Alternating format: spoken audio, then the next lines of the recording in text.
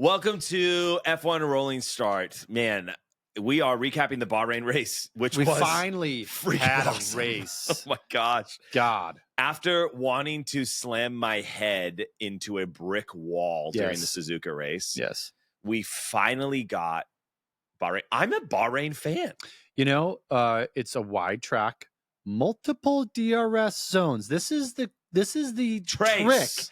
3 DRS zones. Anyone who's designing a track in the future, all you got to do, make sure it's wide enough. Multiple cars can go at each other, and just make more than one freaking DRS zone. Yeah, it's so crazy to me that the mystery of what makes a good race is solved when you go to a track that wasn't designed for cars in the 1950s. I know. I.e. Monaco. That were like a third of the width of these cars now. Exactly.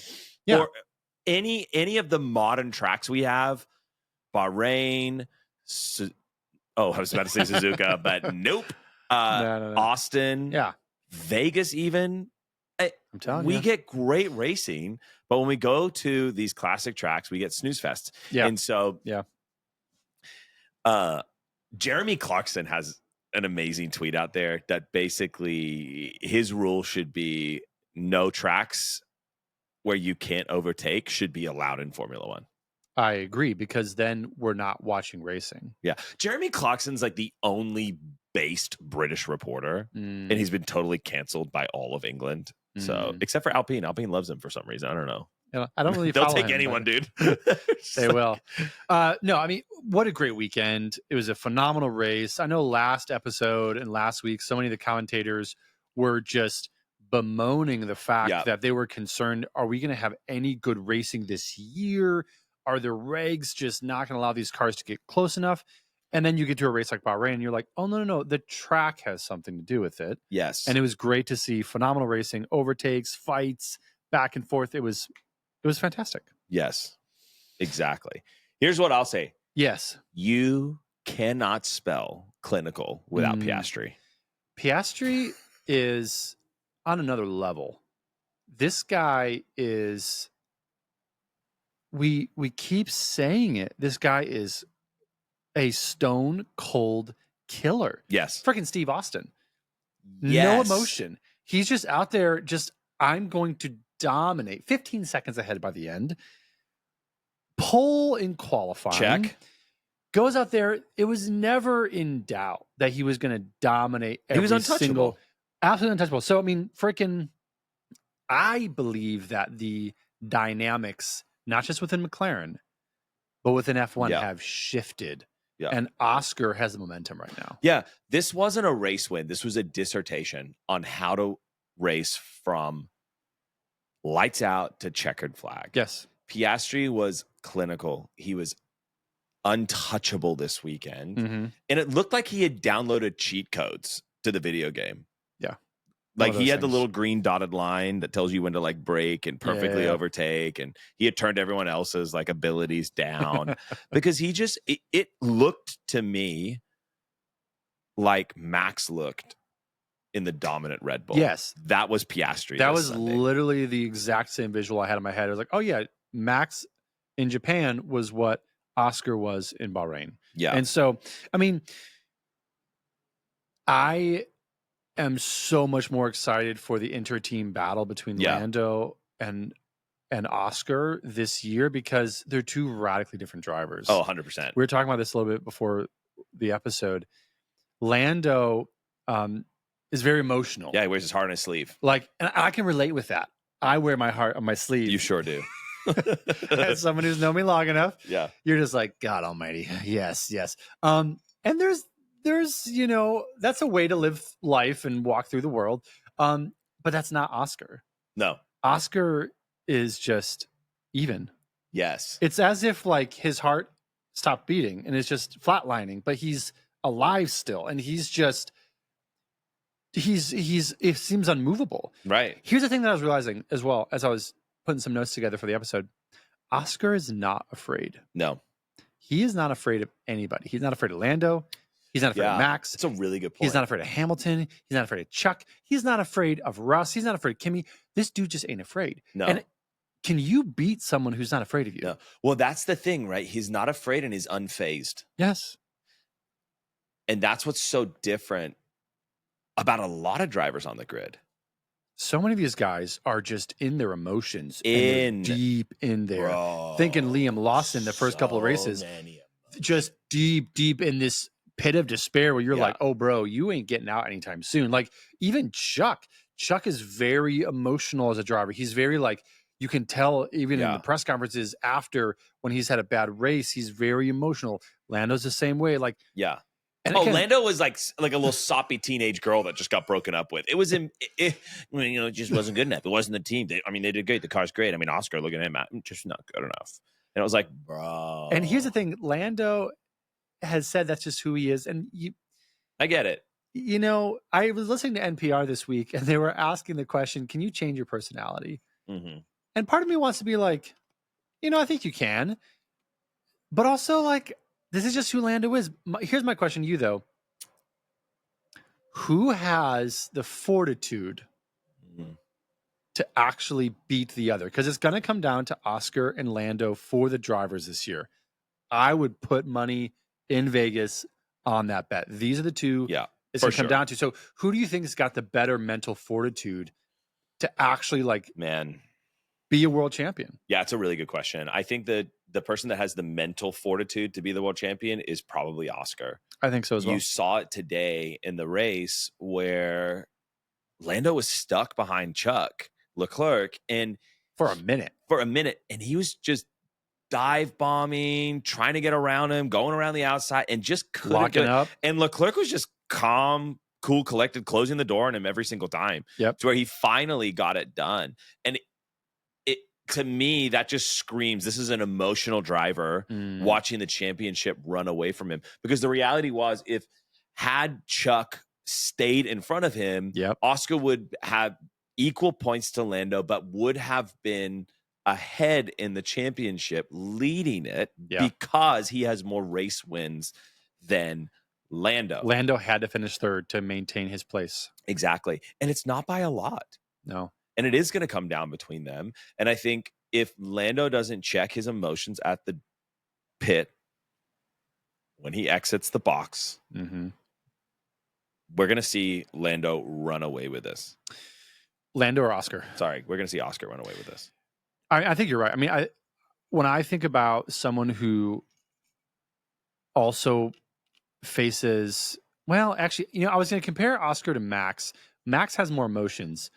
But Max also is kind of like I don't give an F kind of, racer. And his emotions are they're a little different than this kind of like sad boy emotion. Yeah. They're more just like raging. Yeah. Like he's just pissed about stuff. But he also is very clinical in a way. Yeah. And so, no, dude, I completely agree.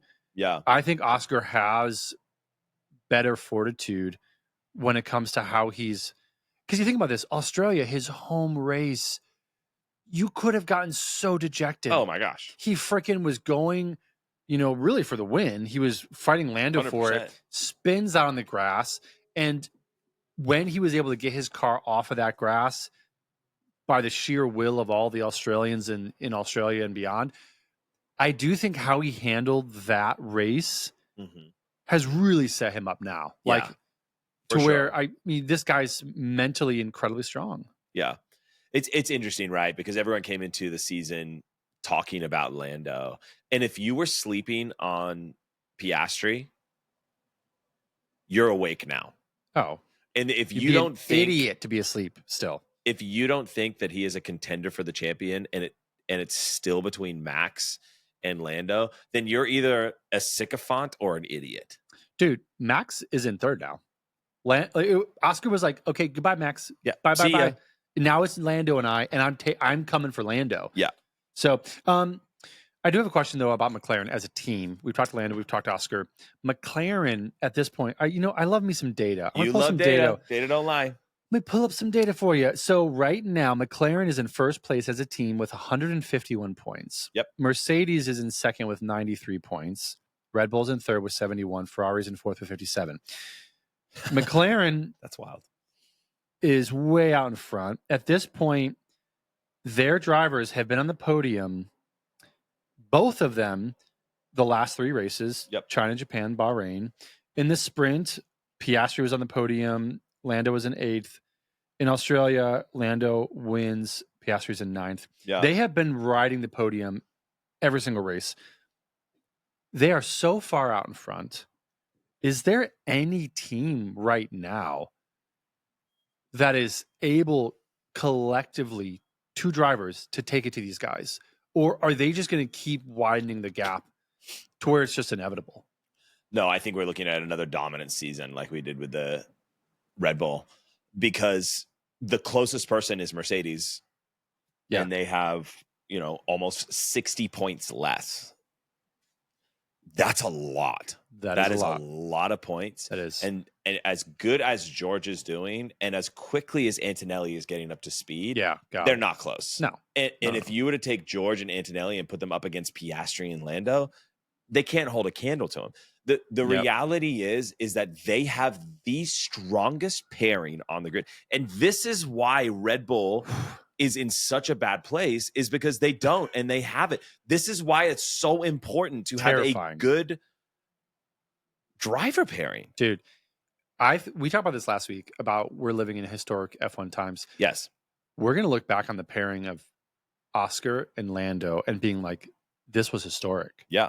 Like, obviously, Hamilton and Chuck, if they can get it together, will be historic. 100%. They're not together. We'll get to them later. They're not together in the way that Oscar and Lando are. These guys are the 1-2 knockout punch. And God, I mean, McLaren has locked these guys down as long as they possibly can, because they understand the historical nature of what they've got, because it's so hard to get it right. It's so hard to get 2 guys who are fighting for podiums and wins every freaking race. Exactly. So yeah, I agree. I think if other teams don't get something right, it's going to be McLaren. Is there anyone that you think could actually, in this season, potentially take it to them as far as like a 1-2 driver pairing? You think Ferrari? Last week I would have told you no. This week I would say if Ferrari continues on this trend, they could do it. The only other 2 drivers on the grid that can get remotely close in skill, ability, and performance from their vehicle would be Ferrari. Yeah, I agree. If Chuck and Hammer Time get the car figured out, which it looked like this weekend, they were able to get to it. Hamilton's still struggling to get up to speed. He's still, even as a 7-time world champion, changing to a completely new team. We have to give him, if we're going to give Sainz time, we got to give him time. We have to. And there's just a reality of him getting up to speed. And I think he did, but in the race, I mean, he got driver of the day, according to the fans, which is a better choice than they did last week. That's for damn Yuki, sure. I was like, oh, Yuki. Should we talk Ferrari? You want to go to Ferrari? I love me some Ferrari talk. Dude, my boys, I bought them both Ferrari hats for our trip to Italy. What? I could have bought them Red Bull hats. The Checo hats. No, you could have bought them, not for your trip to Italy. The Checo There's hats. There's 2 were religions on sale. in Italy. I know. The Catholic Church. Yes. And Ferrari. So I got them Ferrari hats, and they look so good. Yeah. They look good in red. Dude, Ferrari was ferocious this weekend. Ooh, ferocious Ferrari. I was so disappointed last week, and just generally this season, trying to give some grace, trying to be understanding. But this was the kind of intensity we have been waiting to see from the Italian national team. Exactly. Freaking Hamilton passing Max like it was nothing. Freaking Chuck fighting with Lando up into the last couple laps. These are the teams Ferrari needs to be taking it to, not freaking fighting Isaac Hadjar from Racing Bulls as if it's something to be proud of. They were fighting with McLaren. They were fighting with Red Bull, and they beat Red Bull, which was incredible. Now, obviously, Red Bull had its challenges. We'll get to that. But P4, P5, it's not where Ferrari wants to be, but it feels like it was such a win for them this weekend. And so my question to you, do you think that this fight in them was track specific, or is it a signal of a Ferrari that's finally showing up to race. Is this a Ferrari that's finally showing up to race? I think it is. And I think that too. will be confirmed when we go to our next race, because the reality is that they put a new floor on that Ferrari this week. Hamilton, after the race, said, look, it's been a hard weekend. Mm-hmm. I'm finally getting to a place where I've been able to adapt my driving style to this car. Yeah. I've been able to mimic Chuck's setup, which is always good. Whenever Lewis starts changing things and after Q3, it's always a disaster, i.e. the entirety of the last 2 years. Yeah. And he's getting more comfortable with the car itself. Chuck's getting more comfortable with the car. Yeah. So if we know, however Chuck goes, Lewis will follow. And eventually he will get into a rhythm with this car. Yeah. He's raced it 4 times. Like, that's it. That's 4.5, including the sprint, which he won. He did win. I think we are starting to see Ferrari ascend. Ferrari was in rough shape at the beginning of this season. And again, we give these guys such little time to get into gear and get into the car and get the car into the window that it needs to get into. I think this is the beginning of Ferrari taking off. And the reason I say that is because you saw them fighting McLaren, who clearly has the most dominant car. You saw them fighting with Red Bull. You saw them like seeing Hamilton just overtake Max like it was nothing. I was like, oh, that hurt. And we'll get to some of the backlash Helmut Marko got from the pain Max went through during this race. But like, I was like, this is what we've been waiting for. Yeah. We've been waiting for a Ferrari to show up and for a Ferrari to fight with the top teams. Yeah. And like, God, I really feel like this is a sign of things to come. And we're going to see them get into the mix. Yeah, they're going to be in the mix. Ferrari, the red will be back. They're not resting in Maranello. No. They are fully at it. And we said at the start of this triple header, if they don't take their finger out of their antipasti, then they are going to lose this championship by a long shot. Both championships. Correct. And so the car's getting under itself. We're still quite early in the season. We are. Still have another 20 races ahead of us. And so there's plenty of points up for grabs. But it's going to come down to both of the drivers getting comfortable with that car and Ferrari giving them a car to get comfortable with. Yeah. And I think, too, like, after McLaren, Ferrari has the strongest pairing. Yes. They really do. And, I mean, if you were to count world championships, it is Ferrari who has the strongest pairing.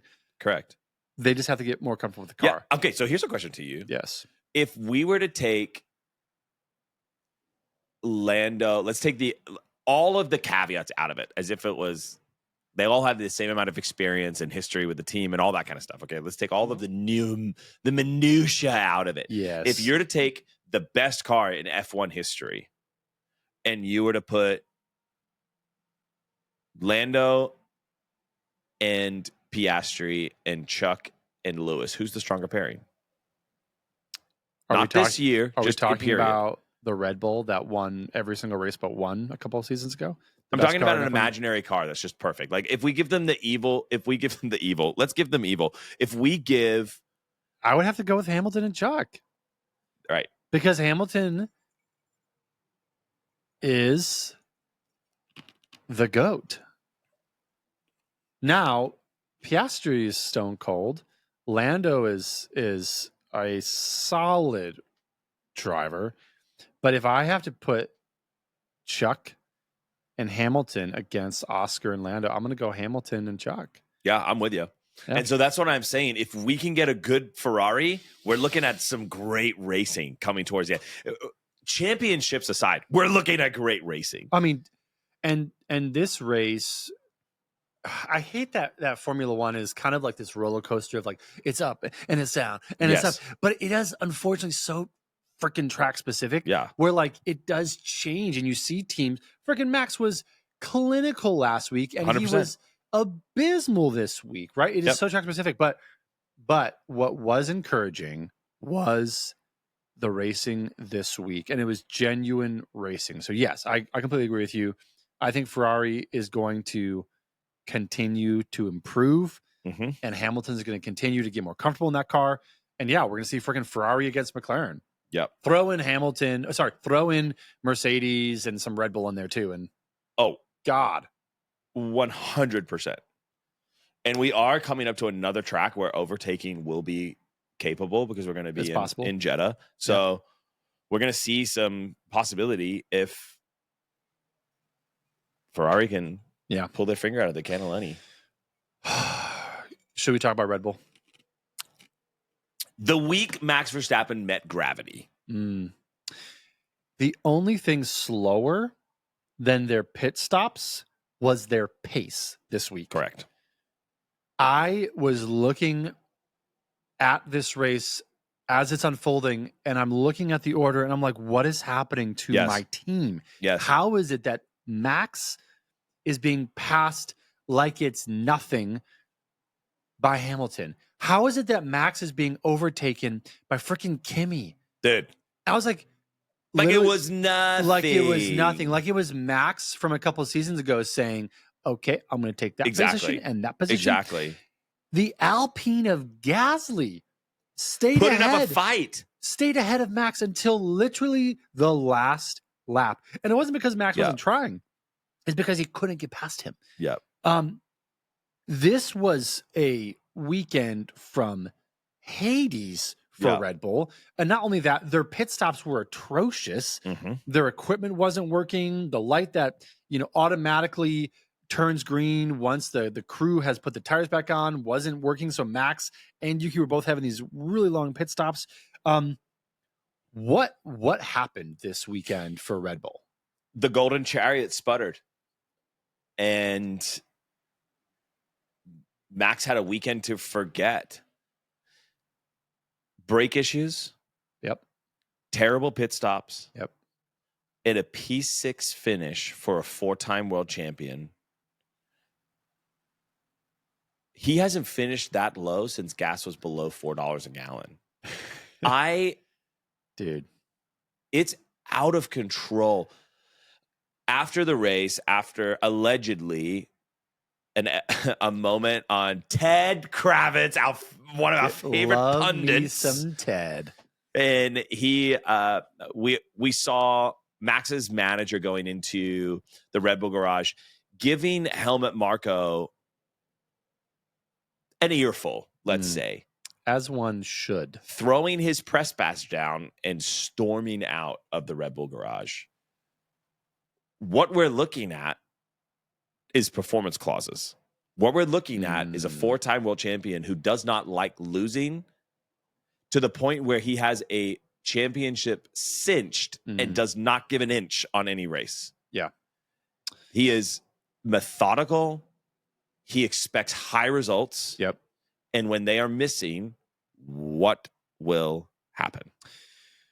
It wasn't just that he was in 6th place, is that he was embarrassed this weekend. 100%. He was embarrassed by the man who he really is ascending to, right? Hamilton is attempting to write his name as the greatest F1 driver of all time. And he's the only person at this point really that Max has in his line of sight as like this is who I want to like eventually beat. Hamilton passes him like it's nothing.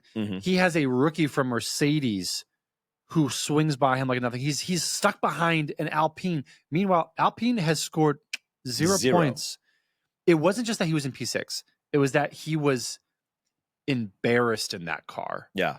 And that is a whole different thing. Totally. It's one thing if you're fighting hard with the McLarens, who clearly everyone knows has a dominant car. It's another thing if you're just being embarrassed. 100%. And so that's where I think the conversation between his manager and Helmut comes in. Yeah. Because not just any world champion, the defending world champion who just put on a clinic last week, who now has to just be in the doldrums this week. That is a roller coaster ride you do not want to be on. Yeah. And that's when you start looking at your contract and saying, whoa. I didn't sign up for this. I did not sign up to freaking dominate everyone one week and fall to obscurity the next. Yeah. And it's not Max. It's not even Yuki. Yuki started 10, finished P9. Max started 7th, finished P6. So they had enough to take one spot. And that's not Red Bull. Red Bull is not a P6 and P9 finisher. No. That's crazy to me. Yeah. Yeah, no, dude, it was such a rough week. How does it make you feel as like a Red Bull fan?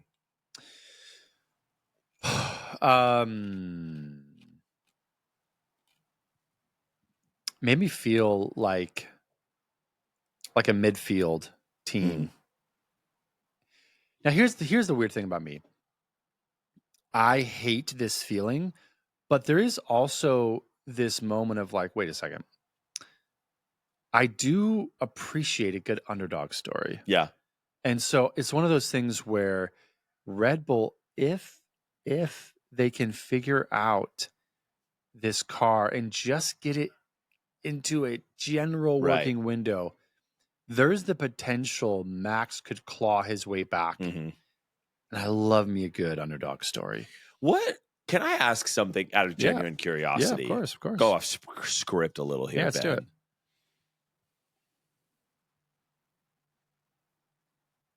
What is Red Bull without Max Verstappen to a Red Bull fan? They're not a team worth being a fan of, in my mind.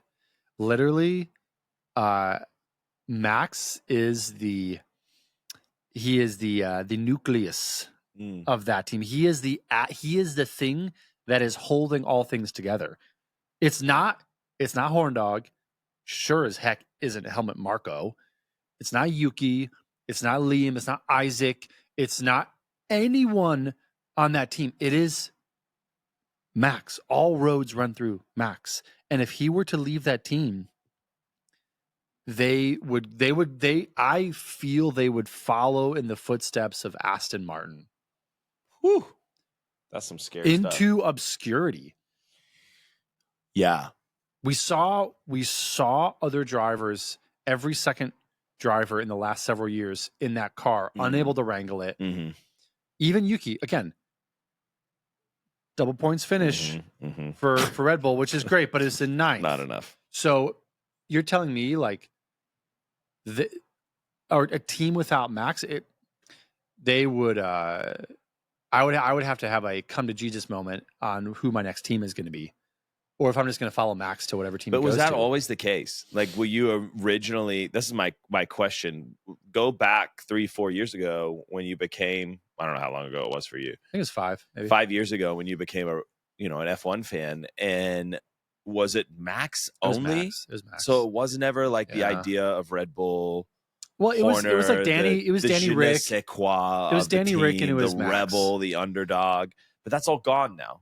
It's all gone. It's just Max. It's just Max, and the bad boy persona, the rebel persona, the dominant, like skull crushing kind of team. Yeah, it's vanished. Yeah, like all of the weaknesses have been put on display. All of the dysfunction has been laid bare for the entire world to see. It just feels almost like when you're at like a family reunion. Yep. And then some of your family members that are kind of like distant cousins start fighting, and you're like, "Oh, this is awkward. Like, why are you doing this in public?" And you feel a certain way. It feels that way with Red Bull. It's icky, where you're like, "Oh, guys, like, what? We're like, don't gonna look at that. No, yeah, please don't listen to this. Don't. Yeah. Just don't look at it. It just is one of those things where that's how I feel. Where I'm like, this, and like Max is there, having to just be like, guys, can we? Tighten up here. Max is like, I married into this. This is not my family. Can we tighten up here? Like, let's just focus on racing. So and I think those are all my feels right now. I mean, in there as a constructor, it's tough. They scored 10 points. McLaren scored 40, so a fourth of the amount of points that McLaren scored this week. And so that's the story of the season for them. And so double points, but 10 points for Red Bull is not acceptable. 10 points is what one of their drivers should be scoring alone. That's so minimum. sobering. Yeah. Well, we have to move on from We do. Red Bull because I'm going to talk a lot about them later. Yes. That's all I have for race rants. I don't know if you have any. You have a lot of other stuff in here. You know, holy moly! Wow, you want to I talk only about have... racing bulls? The raging Red Bull? No. Oh no, that's Max. That's Max. Let's talk really briefly about Alpine. Pierre Gasly. Gasly in P7. He had P6 until the last lap, and then Max overtook him.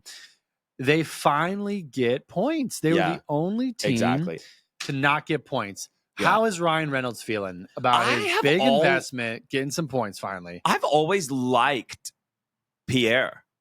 God, I've always liked Pierre, and I felt so bad for him the last few years because he's just kind of blended in to the background. I don't think he's had a really car unfortunate to highlight his skill set. No, he hasn't had a car. He's barely had a car at all. Yeah. That is a tractor. Yeah. It's a lawnmower. Yeah. But this week, he took that thing and he wringed the neck out that car. It was incredible. P4 he for put qualifying. His foot in that race. And he only dropped a couple places. I mean, there was concern he was going to drop all the way out of the points, but he really held it. He was fighting, and I was like... He was clinged to the back of Leclerc's wing and refused to let go.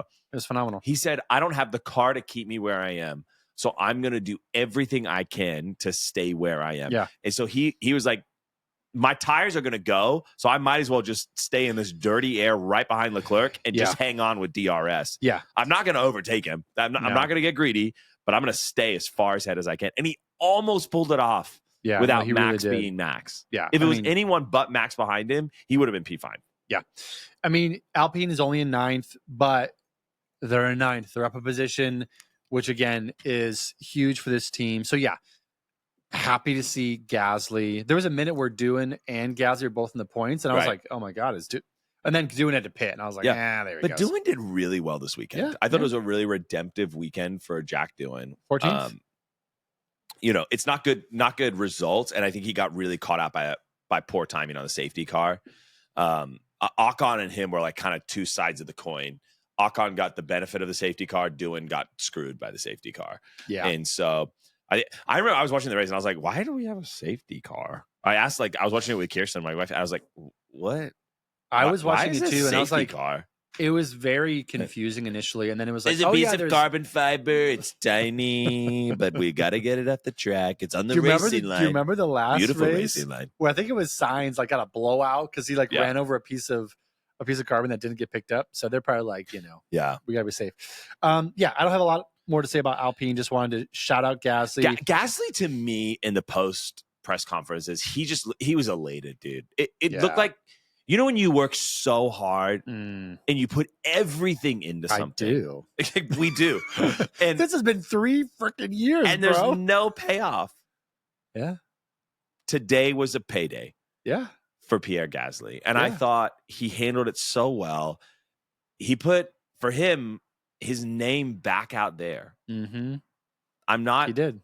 I did get nervous when him and Ocon were racing because I was like, oh no, the Frenchies are at it again. No, Crofty was like, all of France is holding their breath. They're like, Ocon's going to slam him.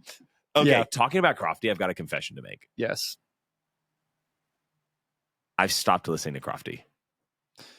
I've gone full F1 live. Alex Jakes. Would you stop?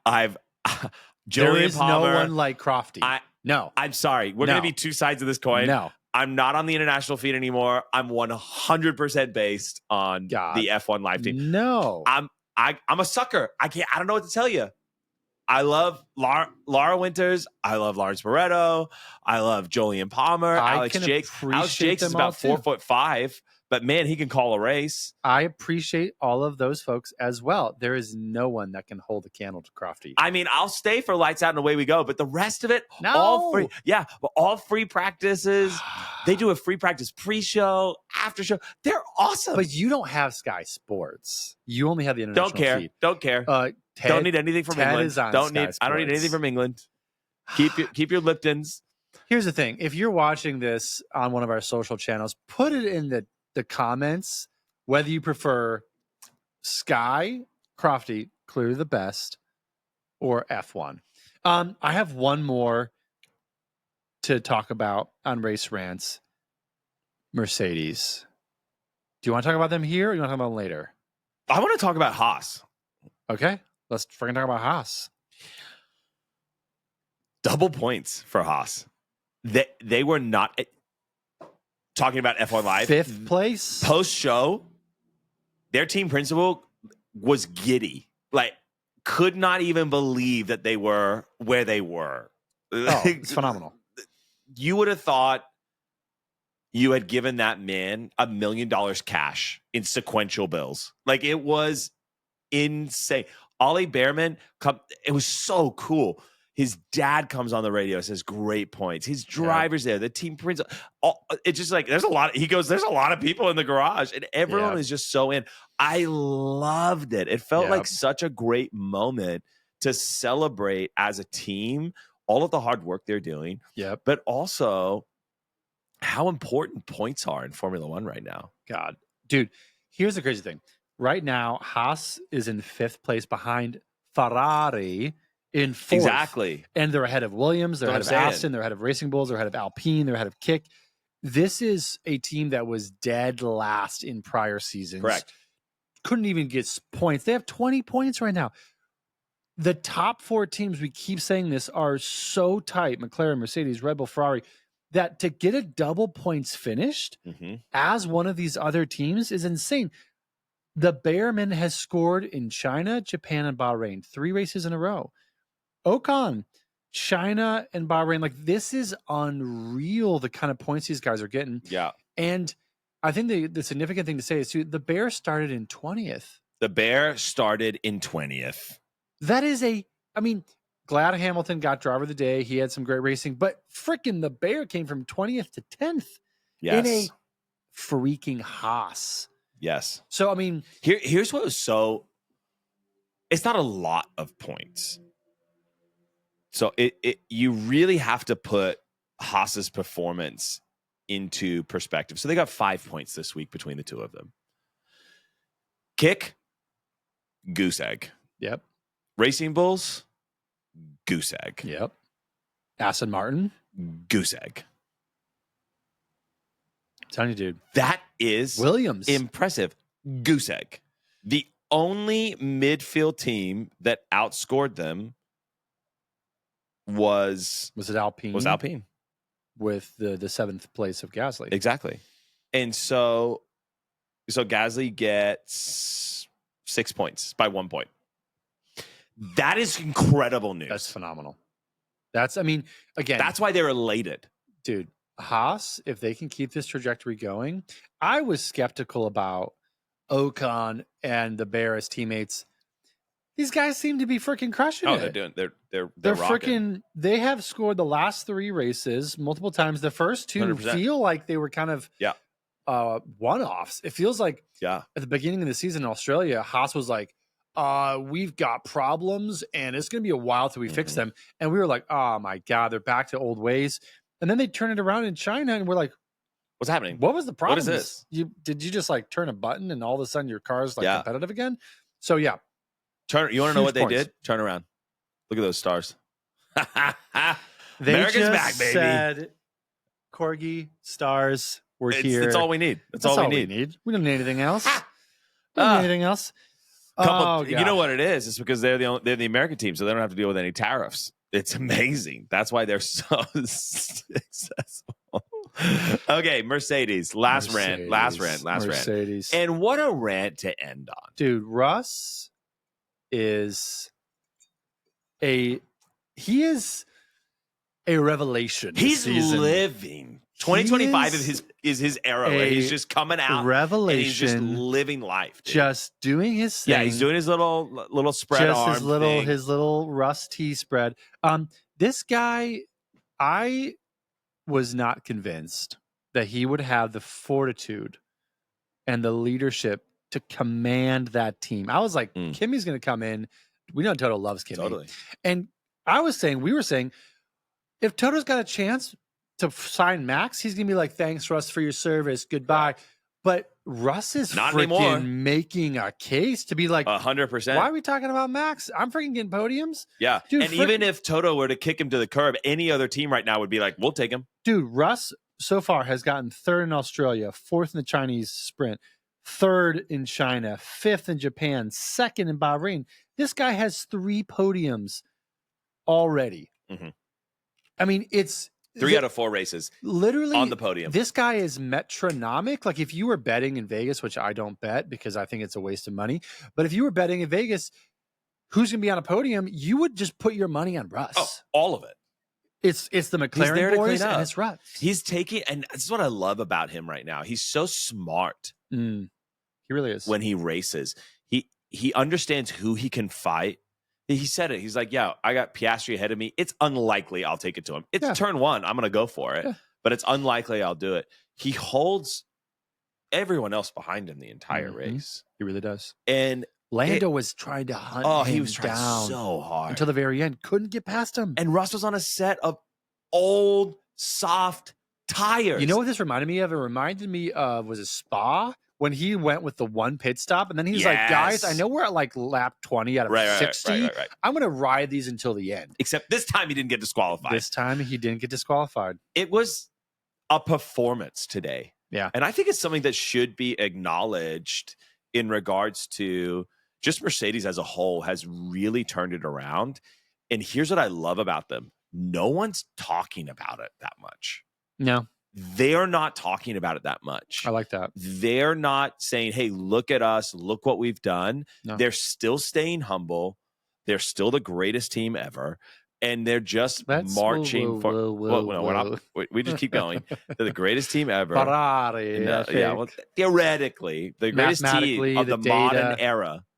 And so Red Bull it's close, but it's dominant. not that. But it's not that I'm just going to keep throwing caveats out there. And Russ is proving that this team still has it in it. And Mercedes is saying, hey, we're not going to stop. We're not giving up. We're not waiting to 2026. We're going to take this to the teams. Now, they're not going to beat McLaren, but. They won't be McLaren, but they're going to put up a fight. Mm-hmm. And if Kimi is able to keep progressing and keep improving, I think there's a big chance that they actually can make this interesting. But Russ he's God, the confidence that guy has right now. I mean, he is the leader of that team. 100%. And I was like, not going to happen. And I'm very happy to be proven wrong. Yeah. I'm not a Mercedes fan. It's unfortunate for you. But Russ just kind of. I don't know what team you're a fan of, actually, because it doesn't sound like you're a fan of Red Bull. Just putting that out there. So it sounds like you need to pick a new team. God, so That's probably something you're going to need to take offline. I need to take offline. We'll talk about that next week. That's your homework. Go and pick a new team. Come back next week. No. I'm a McLaren fan. No. Okay, so let's talk about our GOAT of the week, the Gow. Who is the Gow for you this week, Ben? Surprise. It is not a surprise. There is one man and one man alone who dominated. 100%. It was the life of Pi, the life of Piastri. He threw down the gauntlet to the entire F1 world in the most unemotional, the most just Piastri kind of way and said, I'm here. I've overtaken Max. I am going for the championship. And this is going to be a 2-driver race, a 2-driver competition is me and Lando, and throw the bets on me. I'm taking this. He was clinical. He was perfection. He didn't put a foot wrong the entire weekend, practice, qualifying, the race.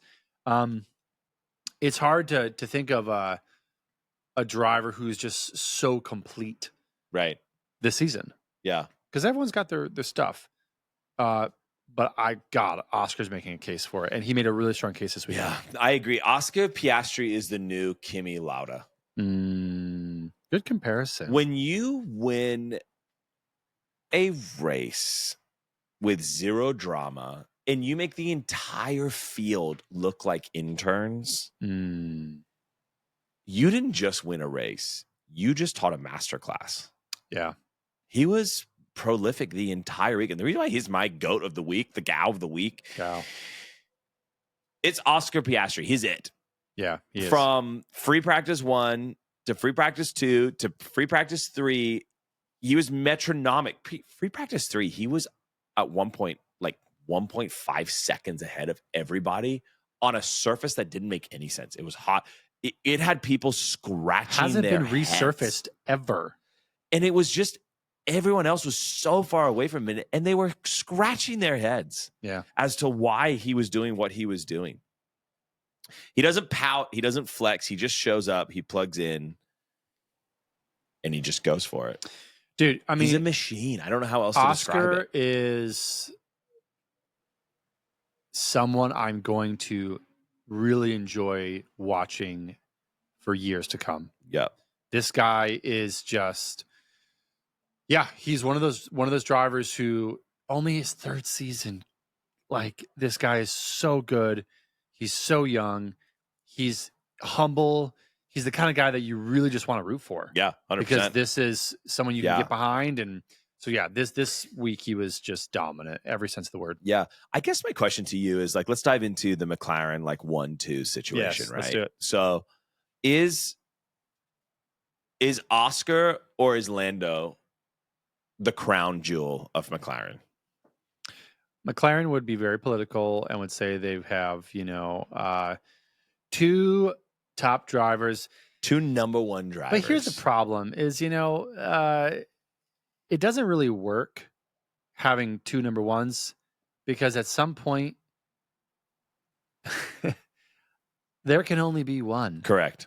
Champion. This is Highlander. There can only be one. So true. So this is where, at the end of the day, it's just like, I think the momentum is shifting in Oscar's way. Lando's still ahead. We've seen Lando bounce back. Lando had a phenomenal race. He really did. P6, P3. We talked about that. He's a great race. But I would say if you got to put money on someone and you're at McLaren, you're really leaning towards Oscar at this point. I would agree with you. I think if, Lando is leading the Lando is leading the Drivers' Championship on paper. Yes. But Oscar's the one who's got the cool, calm, killer instincts. He does. While Lando's out there jumping the start, dealing with 5-second penalties, Oscar is the one whispering sweet nothings to P1 and just bringing it home. No drama, just straight performance. Yep. And at the end of the day, if you can have a driver who's not going to give you any drama, like, God, you want to just give them money. Yeah. Take all of my money and stay in this team as long as you can. Yeah. I feel like that's what McLaren's saying to Oscar at this point. Yeah. Oscar's like, he's just consistency. Yeah. He's putting in performance after performance. He's not a one-hit wonder. Nope. This is his 3rd season. Just 3rd season in Formula One. He's doing... How long has the Nepo baby been around? 10 seasons? Gosh, to 2017, I Almost think. 10? So 8 maybe? I think Lance Stroll entered in 2017. We'll get to him later. Gosh, that's disgusting. Yeah, but not Oscar's doing what we wanted Lando to do 5 years ago. It took Lando a while to get his feet under him. But it did take the team a while to get a car that could race. So I think Oscar is benefiting from joining the team when he joined. Yeah. God, Oscar could have been in an Alpine. Yeah. He could have been in the Jack Doohan seat. Choice. Yeah. This kid's smart. He saw McLaren ascending and was like, my money's on those guys. Yeah. And here's why it matters, because F1 is always looking and it's crying out for the next Max, the next Lewis, the next Sebastian Vettel. It is. The next Michael Schumacher, the next Niki Lauda. Like, it is calling out for history makers. Mm-hmm. And I believe that this season, Oscar Piastri is writing a note that says, what if I make this my era? Yeah, God. What if this is the Ooh. Oscar Piastri era? He didn't just win this weekend. He reset the bar. Dude. Quiet guy with loud results. He's the new Niki Lauda. That's a mic drop moment. Nothing to add. Nothing to add, dude. Oh. Well said. Yeah.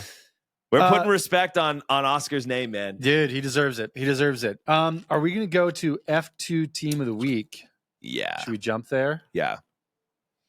What's your F2 Team of the Week? All right. My F2 Team of the Week has been an F2 Team of the Week before. Uh-huh. I believe, James, that we are also witnessing history. And we are witnessing the birth of $1 billion bottom-feeding back marker of a team. Ouch. And their name is Aston Martin. Yeah. This is a disgrace, what is happening in Aston Martin right now. The amount of money, the amount of resources, the amount of talent in one driver and the other guy who shows up. And they are nowhere. They are a non-factor. They are non-existent. They are non-competitive. And they went from being this team just recently, in very recent history, on podiums, a team that was able to put a car behind Fernando Alonso, two-time world champion, and they are nowhere this season. Yeah. They were abysmal today. They finished in 15th and 17th. But it's not just today. They have so far this season, Alonso's had 2 DNFs, Australia and China. He finished 10th in the China sprint, still outside the points. He finished 11th in Japan. He finished 15th at Bahrain. He has had 0 points this season. That's insane. Fernando Alonso has had 0 points in Aston Martin. Now, and the only reason Lance has points is because he was lucky. Lucky. Now here's the thing. This team is sliding into Suckville really, really quickly. I think they're there. I don't know how they stop their skidding at this point, because right now the teams that are ahead of them, Williams and Haas, are significantly ahead of them. Aston Martin's got 10 points in 7th. Williams has 19 points in 6th. Haas has 20 in 5th. These are teams Aston couldn't even comprehend being behind. I mean, the amount of money and resources that Aston's throwing around, and Haas is beating them, and the nerds from Williams are beating them. Like, what is going on? Like, they are and will continue to be my F2 Team of the Week until they can frickin' turn this thing around. And I don't know that they're going to. You have a good point. The reality is what it comes down to with Aston Martin is it's a leadership issue. Their team principal is not their team principal. Their team principal has won. It's not Mike Crack anymore. I know. Yeah, he's been demoted, or he's gone, moved sideways. Yeah, he's moved over. He's been demoted. The reality is that when it comes to Aston Martin, every team leader, now that Daddy Stroll owns it, has one hand tied behind their back. Absolutely. They have all of the money in the world. And this is what is comforting to know, is that money doesn't solve everything. Money doesn't fix everything. You can't buy a championship. It hardly fixes much. The reality is that you do have a team like Williams whose facility is being held together with duct tape, gum, and hopes and dreams in the physical realm, but in the results realm, it's held together by a leader called James Vowles. Jimmy V. And Jimmy V has gone in there. He calls it what it is. He says, we're not performing here. Our drivers aren't doing this. Logan, you're out. Colapinto, you're in. Yep. He has the power to shape and mold that team. That team has the newest facilities, the most beautiful office space that they just opened up. Greatest colors too. And they've got new ones opening up as well. It has nothing to do with what buildings you have. Yeah. You're absolutely useless right now. Yeah. Yeah, no, I mean, Aston is struggling just so immensely, and it's really, really rough. to see a team that a couple seasons ago we were so excited about. Yeah. It was so good to see Alonso back on top. It was so good to see someone who deserves a good team Right. and a good car be rewarded with a good team and a good car. And it is so disappointing to see. Ultimately, it comes down to this. It comes down to a team that should be winning that isn't winning. When you have the amount of resources and talent in a team and you can't pull it together, that's what's really disappointing. Yeah. And so they will remain in my F2 team of the week slot until they can pull their heads out of their butts and figure out how to actually race again.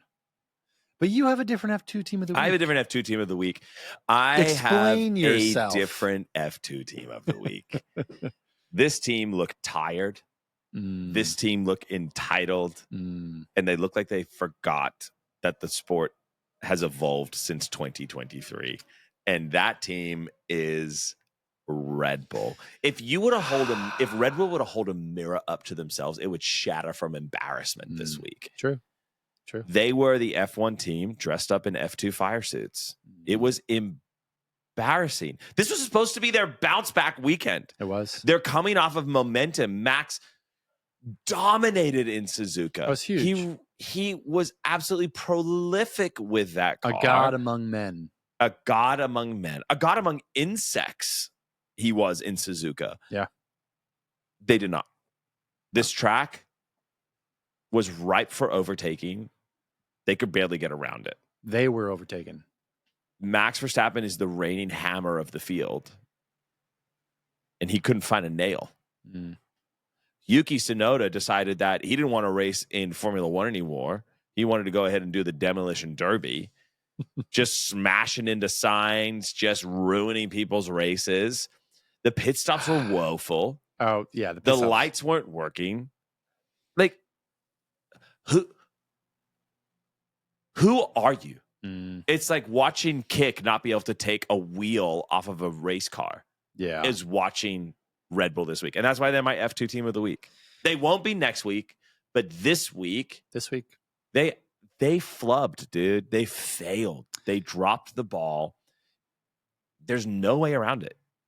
It was unacceptable. It was unacceptable, and they would say that. And this is, again, to the reality of F1. Fortunes change week after week, and they change season after season. I, as a Red Bull fan, was getting ready for a decade of dominance. Yeah. And that is not the case. Yeah. And this was a very sobering and humiliating weekend for 100%. Red Bull. There was failure across the team.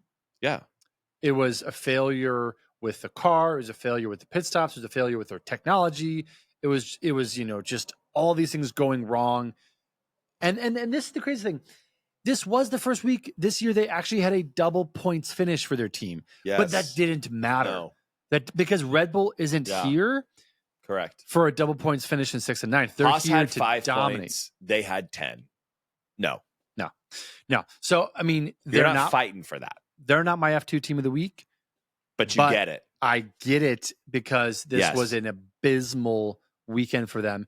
And again, they need to look in the mirror. They need to reassemble, figure out what the hell went wrong, and next week they need to show up and try to silence some of the critics. 100%. Within their own team. Yes. Max being loudest among them. 100%. The alarm bells are ringing in Milton Keynes. Like, Adrian Newey's gone. They're hemorrhaging talent left and right. The paddock smells blood. The empire is wobbling. Time to wake up and remember that you don't deserve to win. It's time to earn your win again.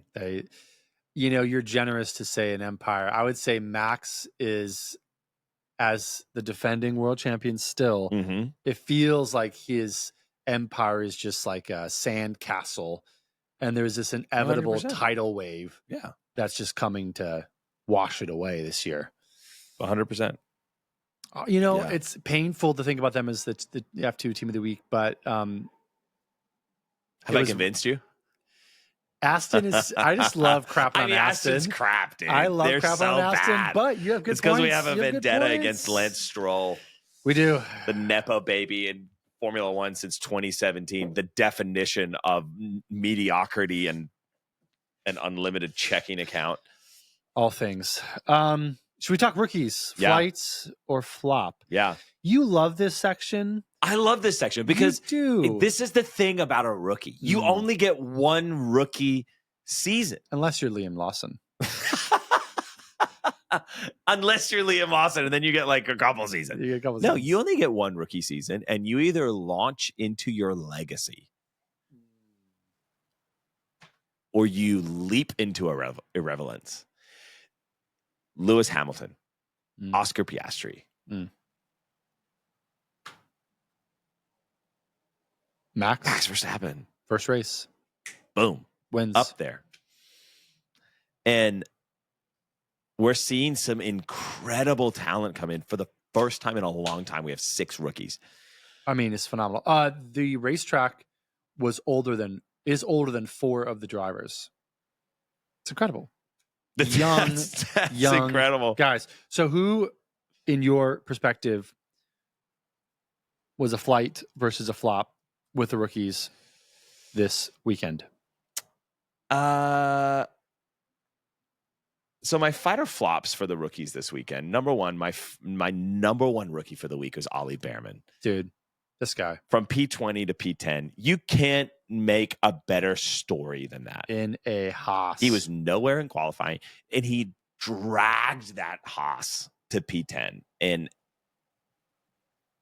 I mean, he overlooked seasoned drivers. Dude, the Bear... Haas is lucky to have him. Man, Haas is lucky to have him, but they'll be lucky to keep him. They'll be lucky to keep him, and he's going to be one of those guys who I think is going to have a lot of the big teams come calling very soon. Yeah, he made a statement this week. He did, and Haas hasn't looked this relevant since the first season of Drive to Survive. Yes, and what Ollie showed this week is that this baby lion's got some teeth. Dude, he is he's showing up. He's making Haas look like a well-oiled machine. Yeah. And he's really like the story there. I mean, 100%. Ocon's doing his thing. He's getting points. That's great. Yeah. But the Bear is... You expect that from Ocon, though. Yeah, he's a race winner. We weren't expecting this level up before. Like P20 to P10 means that you've got your racecraft unlocked. You got your swagger down. You're confident. He's got that kind of, he's just exuding, I belong here. I'm here for a reason. Yeah. There's a big neon sign above his head going, keep an eye on what I do. Yeah. And that's why I like him. Today was he gets number 1 by far. Absolutely. I completely agree.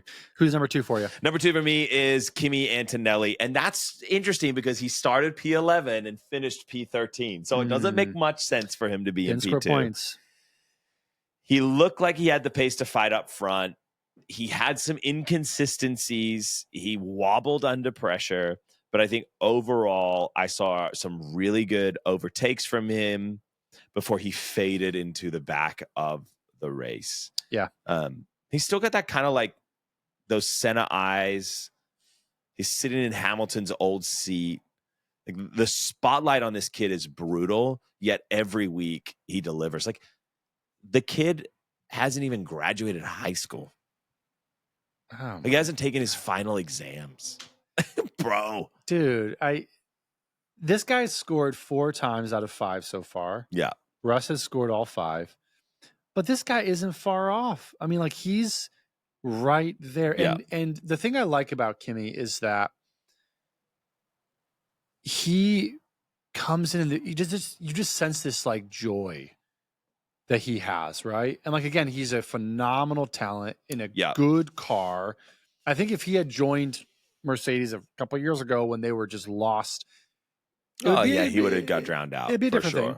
But like you're getting to see a great driver in a good car race, and like you just sense like this lightness almost to him, where there's not 100%. this deep heaviness that he's having to deal with. And Yeah. I mean, he's coming in and he's making Toto look real good. Yeah. Which is what Toto wants. He wants to be proven right. He wants to say, hey, I've got the next Max. And at this point, among the rookies, Kimi's proven him right. Yeah. I agree. I think for me, when it comes to Kimi Antonelli, his hype train has been on a high since the beginning of the season. And this race kind of put it on a little bit of a hold. But he still has a brief pause. Definitely not a flop. Yeah. Number 3 for me is Isaac Hadjar. This guy continues to amaze me. Yeah, he's solid. He's mid-flight cruising at the moment. So he started P14, finishes P12, 2 overtakes. He did a good job. Clean race. Yeah. Stayed out of trouble, made a couple of moves, stick. Nothing wild, but also good for rookies, nothing dumb. Yeah. Nothing stupid. Yeah. No, this guy has really made a turnaround since his DNF in Australia. It wasn't fair. Every other driver was DNFing in Australia. He was really shaken by that. He was incredibly emotional, as one would be. But he came back and he has just been driving solid, driving consistent, driving smart. Scored points in Japan, his maiden points in Japan. Yep. Obviously didn't finish within the points this week, but I mean, this week, was incredibly competitive. Ferrari was 100%. There.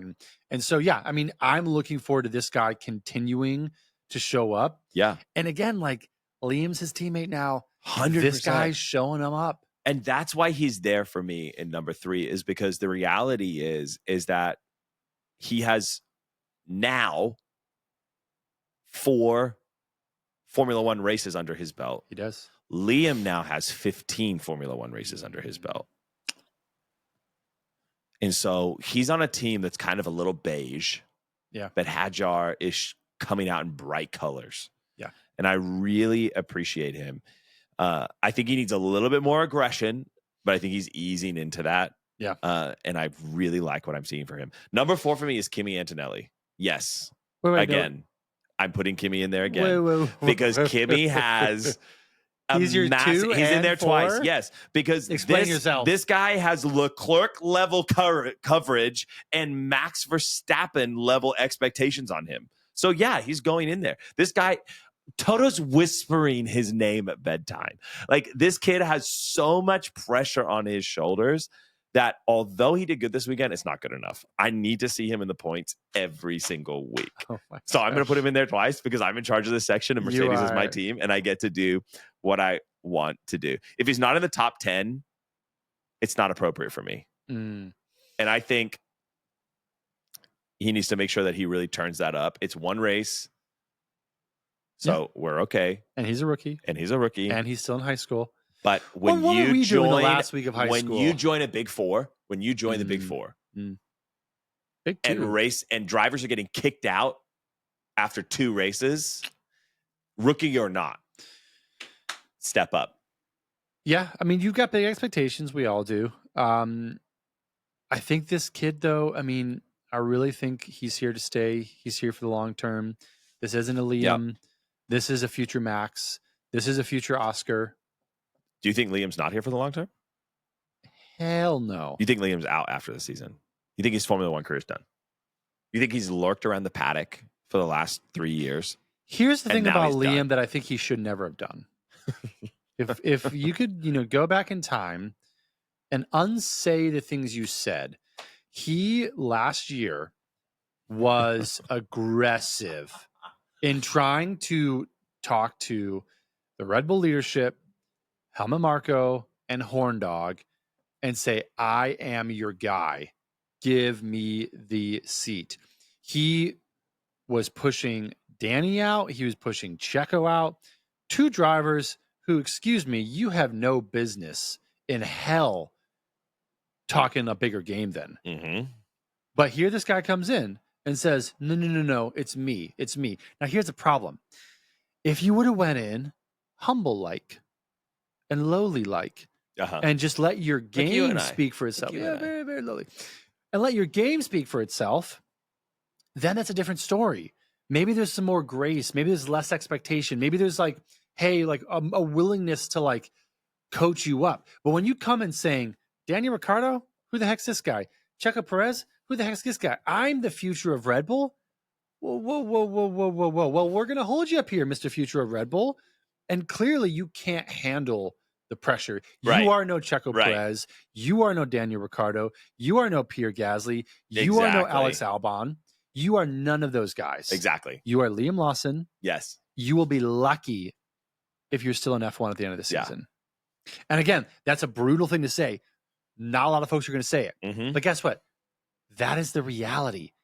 I think he would have been way better served to just let his game speak for itself and be invited Mhm. into the top team instead Yeah. of banging down the door and acting like you belong. You didn't 100%. belong.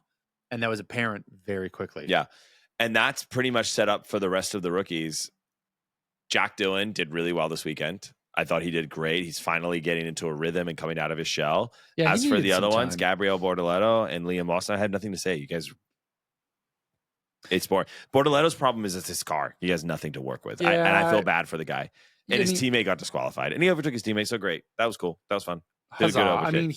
mean, he picked a team that's treading water and just trying to hang around until Audi comes Yeah. in. Hoping- Audi.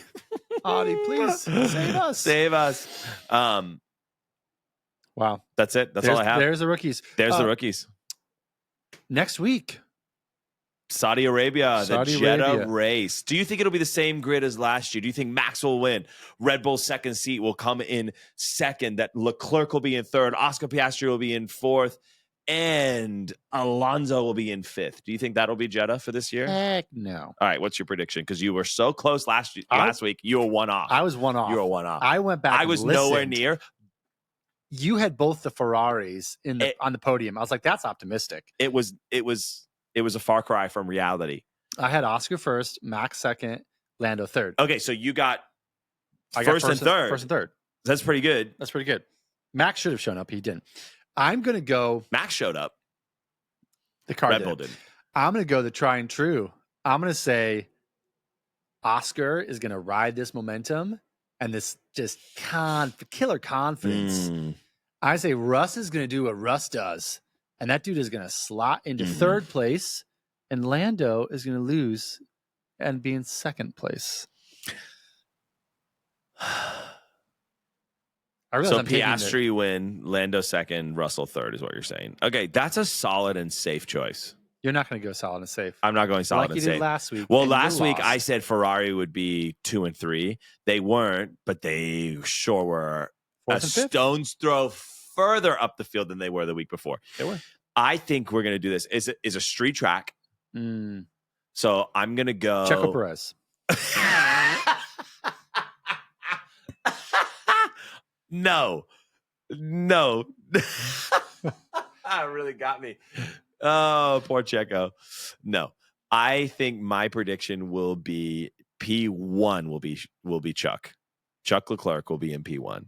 P2 will be Oscar Piastri, and P3 will be Lando Norris. There it is. We'll see if you're right.